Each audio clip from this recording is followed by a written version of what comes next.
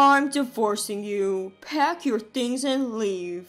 Out of nowhere, my husband of 37 years delivered this unexpected blow. Moreover, he would be retiring in 3 months and wanted me out of the house by then. To me, who had been thinking that I would be spending the rest of my life with my husband, this came as a bolt from the blue. What do you mean by that? Unable to comprehend the situation, my husband shoved divorce papers with his name filled out into my hands. And then he spoke harshly without any mercy. I'm tired of seeing your face. You're ugly and your face is all wrinkly. Your eyes are so disproportionately big that you look like a frog. Is my appearance suddenly the issue now? Of course. Looks are everything for a woman. Just as you would throw away an old rug, I'm throwing you away. I can't believe it. As a homemaker who had always depended on her husband since our marriage, I had no means to survive if abandoned. Even though the passionate feelings of our courting days had evolved, I still loved my husband. The shock left me numb and unable to think, as if I had been hit with a large hammer. My name is Lily Hazel, 59 years old. My husband of the same age was my high school classmate and my first love. After graduating high school, I went to a fashion college, worked at an apparel company for a few years, and at the age of 22, I married him and became a housewife. Then soon after, we were blessed with a son. Our son has since grown up, started his own family, and is now a father of one. My husband is the old-fashioned type who doesn't do any housework at all, not even accompanying me to the supermarket, the typical dominant husband. It may be unthinkable to young couples today, but it was common in our generation. Yet, we were supposed to have spent our 37 years of marriage supporting each other in our own way. After my husband's retirement, we had various plans to travel around the country and live leisurely. But the sudden declaration of divorce left me feeling as if I had been abandoned in the darkness. Once I regained my composure, I repeatedly pondered over what my husband had said, but I couldn't understand why he had brought up divorce. I couldn't accept it, so when my husband returned home several hours later, I expressed my desire to sit down and talk with him. I can't accept that you want a divorce because of my appearance. Let's discuss this properly. I've been patient because I'm kind. Even though you're unattractive, any other man would have dumped you long ago. Because of you, I've wasted half of my life. That's harsh. Every conversation with my husband, my heart is torn and throbbing with pain. Looking back, I realized that even when I made efforts with makeup and fashion, he never complimented me. So, when are you leaving? Do you think I can easily accept your decision to divorce and just leave? Huh? You're such a stubborn woman, making a fuss about everything. Exasperated, my husband heaved a big sigh, flopped down on the floor, and started blasting the TV. His attitude was as if he was rejecting my words. Hey, look at me when I'm talking. Stop nagging. Ugh, I can't wait to be alone and relax. From then on, no matter how much I tried to talk to him, he wouldn't respond. I thought it would be counterproductive to press him further, so I decided to wait for a better time to discuss it. However, every time my husband returned home from work, the next day and the day after that, he would throw harsh words at me. You're still here. Or, you're so annoying. And he continued, I'm going to hate you more each day. And he even started complaining about the way I used my knife and fork. Despite my attempts to mend the relationship, the gap between us just kept widening. Is there any way to overcome this crisis? In the end, I wasn't able to go through with the divorce, but I decided it was necessary to put some distance between us, so I chose to move out. Don't you have any intention of trying to make things right with me? I asked. Hell no! Shut up! I won't give you my severance pay if you keep nagging. He replied. Until recently, he would always say, half of my retirement savings is yours. You've supported me all this time. So I demanded half of his retirement savings when I decided to move out. Whether we divorce or separate, we'll need money, and we've lived together for 37 years, so it's only fair, right? I thought he would agree, and reluctantly, he did. When I told our son about my decision to move out, he was very surprised. What on earth happened?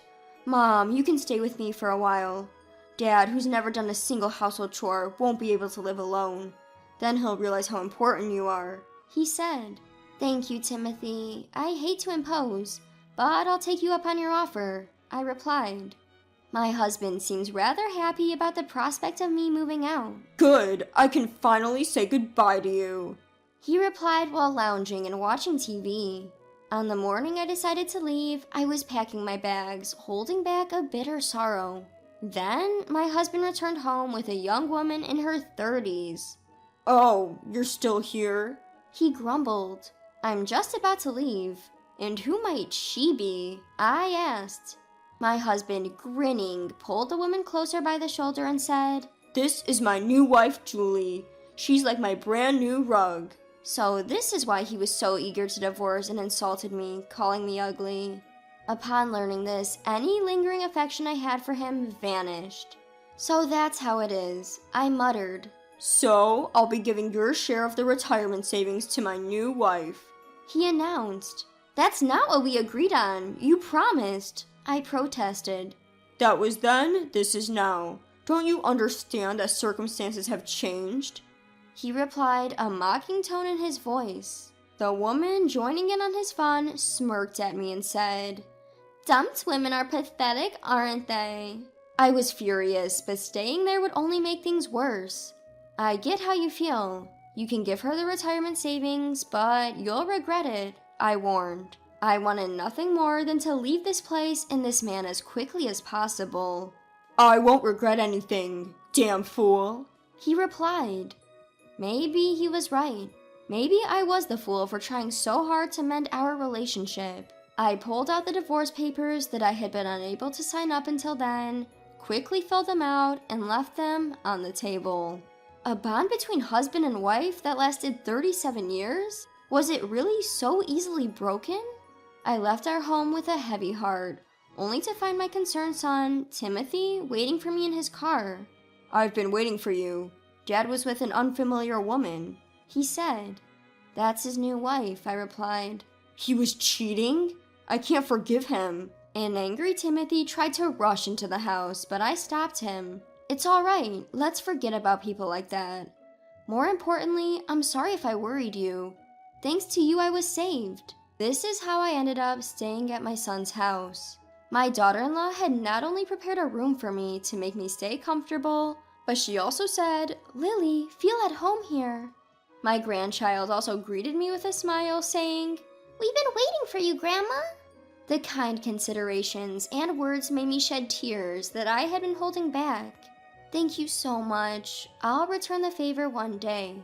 3 months after starting to live with my son, his wife, and my grandchild, my ex-husband unexpectedly ambushed me in front of my son's house. He's a huge problem. Julie's gone, along with my retirement money. Julie? Your new girlfriend. What am I going to do? I'm also being chased by debt collectors. Really? Why? He seemed desperate as he spoke, his voice trembling. Her mother has heart disease, and they said they need $100,000 immediately.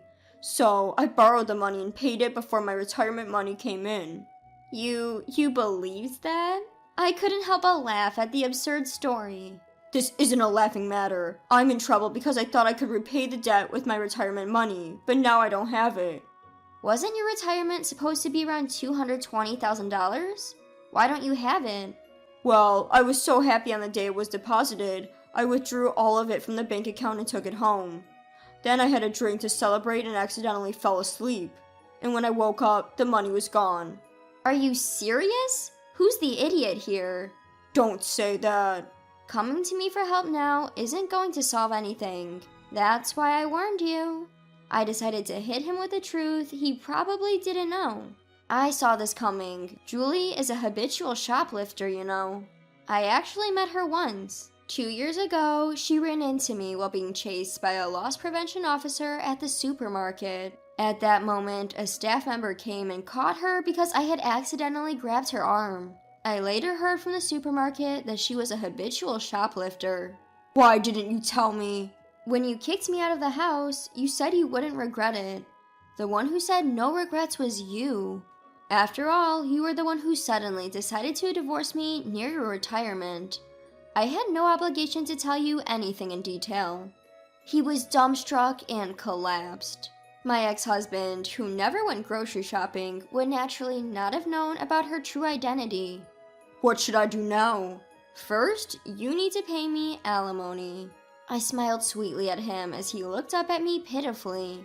"Why? I don't have to pay you. It's been 3 months since you found out about my affair, and I'm broke." "You seem to be misunderstanding. You can claim alimony for an affair up to 3 years after the divorce." My ex-husband, who was mistaken about the 3-month period, started making excuses as he scratched his head when he heard my correction. "I intended to marry my new girlfriend, but we haven't filed the marriage certificate yet, so it's not an affair. Alimony is invalid. Too bad." Trying to somehow talk his way out, he was talking nonsense without realizing it, so I showed him a picture on my cell phone. "You know, the day I left the house, my son, who was waiting outside, took a picture of you and Julie getting cozy together. You can't deny it now. Too bad." "Damn it!" Looking down at my ex-husband, who was crouching in a pathetic manner, I hit him with even more reality. "And make sure you pay the division of property properly. I'll expect exactly half of your retirement money." "What? Why? Besides, I received the retirement money after we divorced, so it's not yours, right?"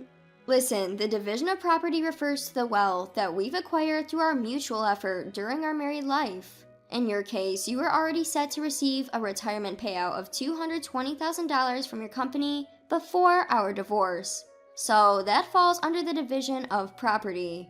If you want to argue, I'm ready to take it to court. This was the first time I had ever rebutted my husband in such a strong tone. He was taken aback. All he could muster was a groan of pain. He seemed unable to form coherent words.